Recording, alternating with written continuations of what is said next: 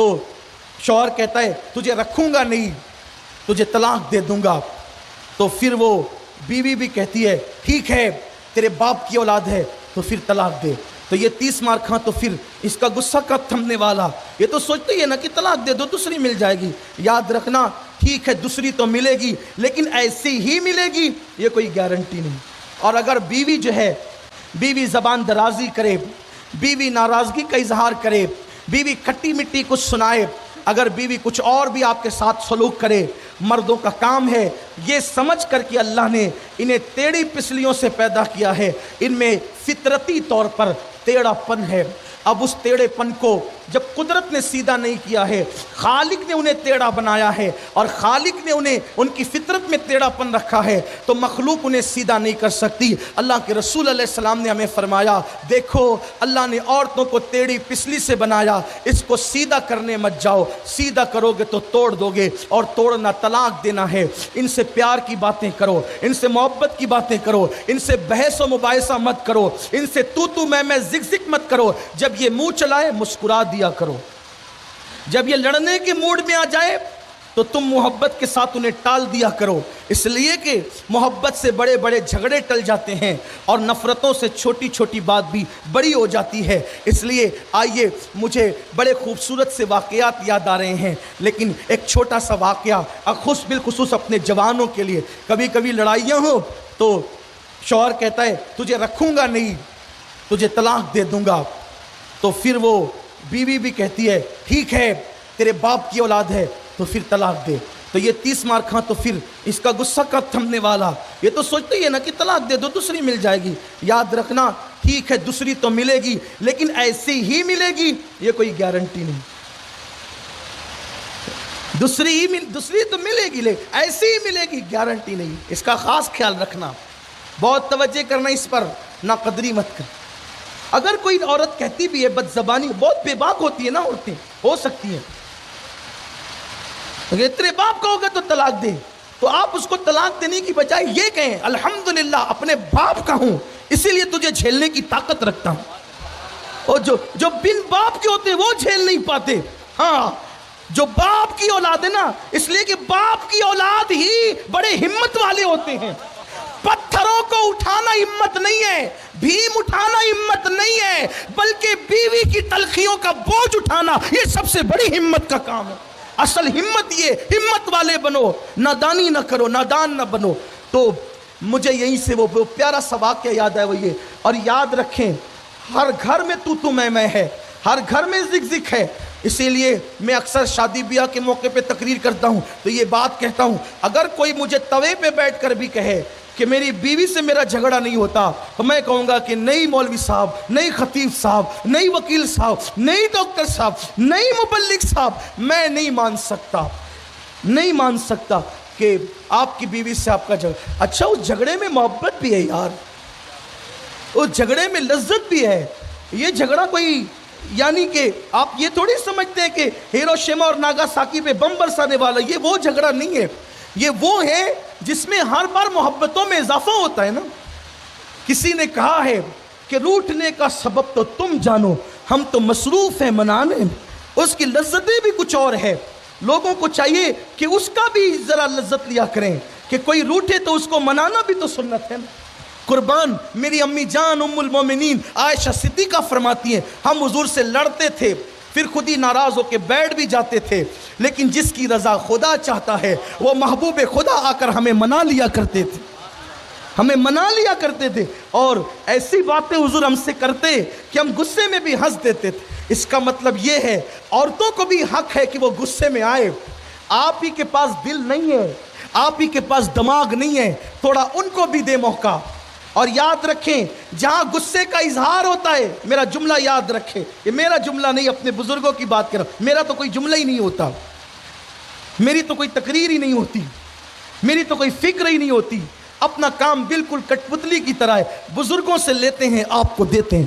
اپنے کیا اپنی اوقات کیا، نہ کوئی خطیب ہے نہ کوئی ادیب ہے، نہ کوئی اللہ اکبر ہنر جانتے نہ کوئی سلیقہ جانتے. لیکن یاد رکھنا جہاں غصے کا اظہار ہوتا ہے وہاں محبت کے جذبات ہوتے ہیں. غصہ کس پہ ہوتا ہے؟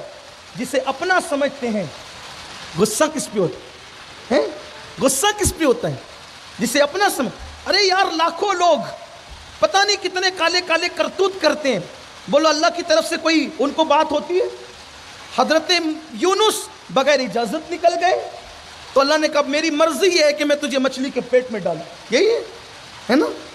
यही तो है। हैरत है, लोग पता नहीं क्या क्या करते कुदरत की तरफ से, कोई उनको बात नहीं आती, कोई डांट नहीं पड़ती, लेकिन जिन्हें महबूब बनाता है बगैर इजाजत भी निकलता है तो कहता है अब तुझे मछली के पेट में जाना है। इस तरह की बेशुमार बातें। तो जो अपना होता है गुस्से का इजहार भी उसी पे होता है।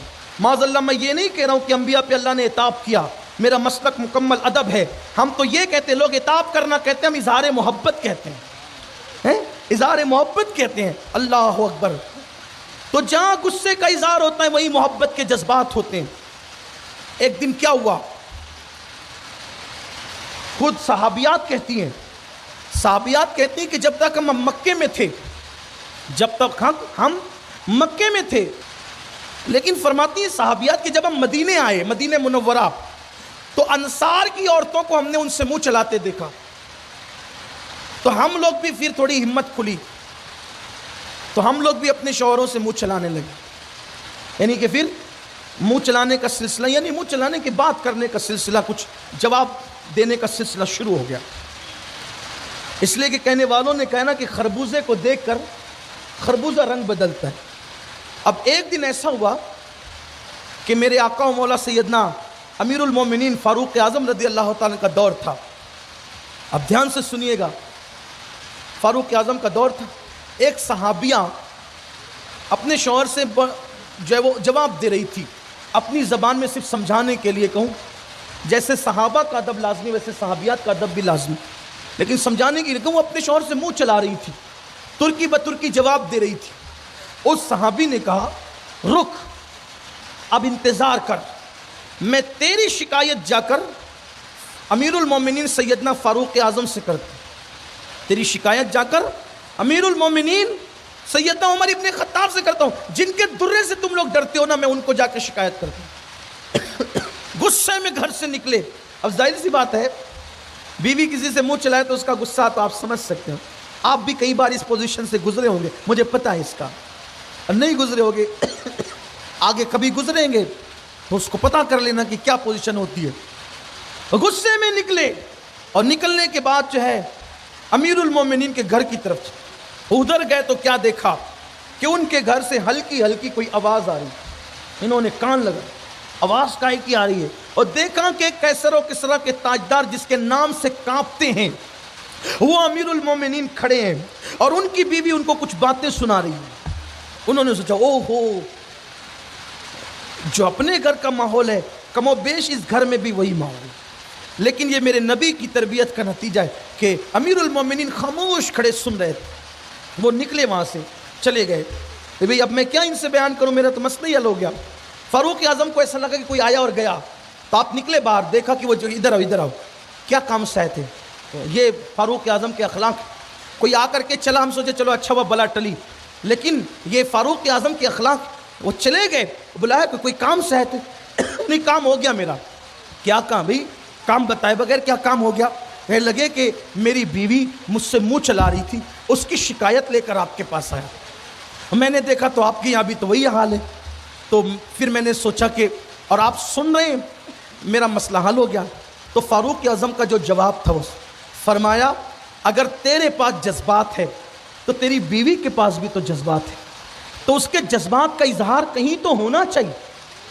अरे अगर शौहर बीवी की ना सुनेगा तो वो सुनाएगी किसको? उसका भी तो एक हक है ना कहीं सुनाने का।